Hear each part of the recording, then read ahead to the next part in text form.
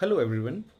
So in this video, we are going to discuss about a very important thing in bug bounties and pen testing, which is note keeping. You should make a habit of note keeping because it has been advised by many bug bounty hunters as well. So note keeping is a essential skill that you should develop. Whenever you jump onto any particular target and you are doing a lot of recon, there are chances that you may forget for which target what kind of data that you have enumerated.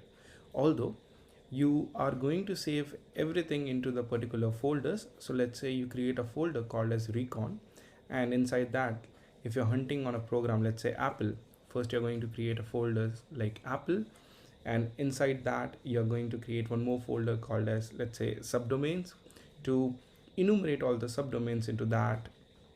If you're finding for a specific vulnerability, you will make a folder for that vulnerability.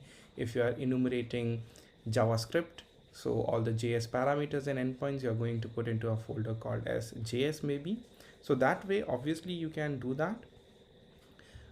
Also with that, I would highly recommend keep making notes for yourself, whatever you have done the previous night, so the next day you are connected with your work, what you are doing.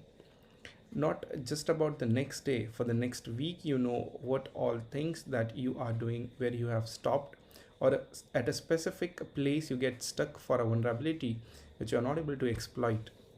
You make a note of that, keep it safe over there, and let's say after a week you get a new idea, or you discuss it with your friends or colleagues, you collaborate with someone and they give you a hint, so this way you do not miss any vulnerabilities.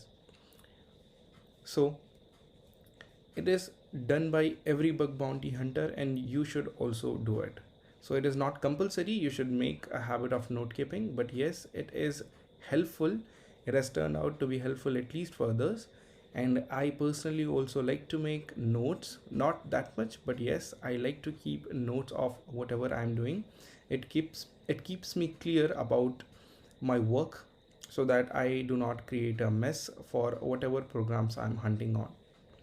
It obviously helps in coming back and seeing what work you have done, how much data you have enumerated, what is your approach, and what is the next steps that you are going to perform.